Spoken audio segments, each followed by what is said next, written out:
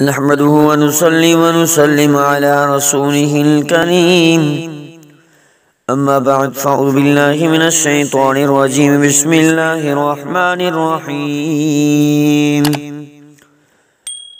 عن أبي سعيد الخدري قال قال رسول الله صلى الله عليه وسلم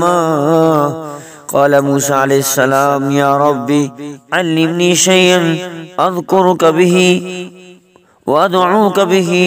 فقال يا موسى قل لا إله إلا الله فقال يا رب قل لعبادك يقول هذا إنما أريد شيئا تخصني به قال يا موسى لو أن السماوات السبع وعامرهن إلى آخره أو كما قال عليه الصلاة والسلام۔ عزیزان من میرے محترم سامعین، آج میں آپ حضرات کے سامنے کلمہ طیبہ کی فضیلت، کلمہ طیبہ کے برکات تو ہم نے بیان کیے، اب کلمہ طیبہ کی فضیلت بھی تھوڑے سے مختصر آپ سنیں۔ اللہ تبارک و تعالی سے دعا رب العالمین عمل کرنے کی توفیق عطا فرمائے۔ حضرت موسیٰ ابو سعید الخدری رضی اللہ عنہ سے روایت ہے کہ رسول اللہ صلی اللہ علیہ وسلم نے فرمایا، ایک مرتبہ حضرت موسیٰ علیہ السلام نے عرض کیا، اللہ پاک سے میرے پروردگار مجھے کوئی ایسا وظیفہ تعلیم فرما دے، ایسا وظیفہ سکھا دے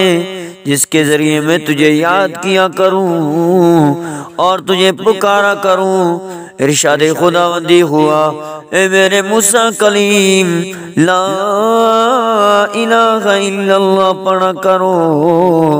تو حضرت موسیٰ علیہ السلام نے عرض کیا، پروردگار عالم یہ کلمہ تو تیرے سارے ہی بندے پڑھتے ہیں، میں تو ایسا کلمہ چاہتا ہوں جو خاص طور پر مجھے ہی تعلیم فرمائیے۔ ارشاد ہوا، اے میرے پیارے موسیٰ کلیم اگر ساتوں آسمان اور جو اس میں آباد ہیں میرے ذات کے سوا ساتوں زمینیں ایک پلڑے میں رکھ دیے جائیں اور لا الہ الا اللہ دوسرے پلڑے میں رکھ دیا جائے، ان سب کے مقابلے میں لا الہ الا اللہ کا پلہ ہی بھاری پڑے گا۔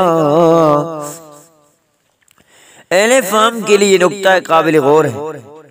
کہ آسمانوں اور ان کی آبادیات کے ذکر کے ساتھ تو غیری یعنی اللہ کی ذات پاک اس طرح مذکور ہے،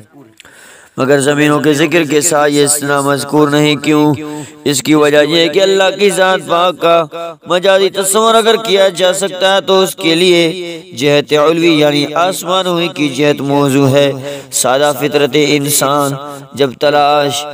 تلاش ربوبیت کے لیے سر اٹھاتا ہے تو اس کی نظریں بے اختیار آسمانوں ہی کی طرف اٹھ جاتی ہیں، ہاں جی، زمین کی طرف نہیں جاتی۔ حضرت ابو ہریرہ رضی اللہ عنہ سے روایت ہے کہ رسول اللہ صلی اللہ علیہ وسلم نے فرمایا، اللہ کا کوئی بندہ اخلاص کے ساتھ لا الہ الا اللہ کہتا ہے مگر اس کے لیے آسمان کے دروازے فوراً کھول دیے جاتے ہیں، یہاں تک کہ یہ کلمہ عرش تک جا پہنچتا ہے۔ جب تک بندہ کبائر سے اجتناب کرتا ہے اس کلمے کی پرواز کا عالم یہی رہتا ہے۔ اور ترمذی کی شریف میں اندر ایک دوسری روایت میں یہ مضمون اس طرح ہے کہ اللہ کی ذات پاک اور اس کے کلمے کے درمیان کوئی روک نہیں، یہ کلمہ وہی جا کر پہنچتا ہے۔ ہاں جی، یہ کلمہ بڑی فضیلت رکھنے والا ہے، یہ کلمہ بڑی فضیلت رکھنے والا ہے۔ حضرت ابو سعید الخدری اور حضرت ابو ہریرہ رضی اللہ عنہ بیان کرتے ہیں کہ رسول اللہ صلی اللہ علیہ وسلم نے فرمایا کہ جو شخص یہ کلمہ کہتا ہے لا الہ الا اللہ واللہ اکبر تو اس کا پروردگار اس کی تصدیق فرماتا ہے اور کہتا ہے بے شک خدا میرے سوا کوئی نہیں اور میں سب سے بزرگ ہوں۔ اور جب بندہ کہتا ہے لا الہ الا اللہ وحدہ لا شریک لہ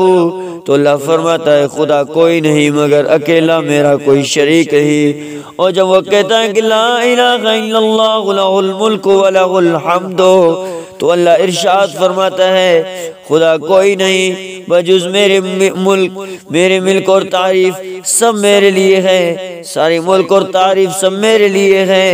جب وہ بندہ کہتا ہے لا الہ الا اللہ ولا حول ولا قوت الا باللہ، تو ارشاد فرماتا ہے کہ خدا کوئی نہیں میرے سوا، اور برائیاں دفع کرنے اور بھلائیاں حاصل کرنے کی طاقت کسی میں نہیں ہے سوائے میرے۔ میں ہی برائیوں کو دور کر سکتا ہوں، میں ہی نفع دے سکتا ہوں، میری مدد کے۔ اور آپ فرماتے تھے کہ جو شخص اپنی بیماری میں یہ کلمات پڑھے، اللہ کے رسول نے فرمایا جو اپنی بیماری میں کلمات پڑھے لا الہ الا اللہ ولا حول ولا قوت الا باللہ، تو اگر اس کی وفات ہو جائے تو آتش دوزخ ہرگز اس کو نہیں کھا سکتی، اس کو چھو ہی نہیں سکتی۔ اللہ تبارک و تعالیٰ سے دعا ہے رب العالمین ہمیں ہر وقت کلمہ طیبہ کی ورد کرنے کی توفیق عطا فرمائے۔ اس کا ورد اللہ کے رسول نے بتایا کہ 100 مرتبہ صبح کو، 100 مرتبہ شام کو پڑھیں، اللہ رب العزت اس کو مرتے دم کلمہ نصیب کرے گا۔ اور ایک آپ کو ایک نسخہ اور ایک جو ہے نا بات بتا دوں کہ ہر نماز کے بعد 20 مرتبہ کلمہ طیبہ لا الہ الا اللہ محمد رسول اللہ پڑھا کرو، کہ ہر نماز کے بعد 20 مرتبہ پڑھو گے تو 20,000 نیکیاں ملیں گی، 30 مرتبہ پڑھو تو 30 نیکیاں، 30,000 نیکیاں، اگر 40 مرتبہ تو 40,000، جتنی مرتبہ بڑھا کے پڑھو گے انشاءاللہ اتنی 1000 دفعہ جو ہے نا آپ کو نیکیاں ملتی رہیں گی۔ اللہ رب العزت رب العالمین عمل کرنے کی توفیق عطا فرمائے۔ وآخر دعوانا الحمدللہ رب العالمین۔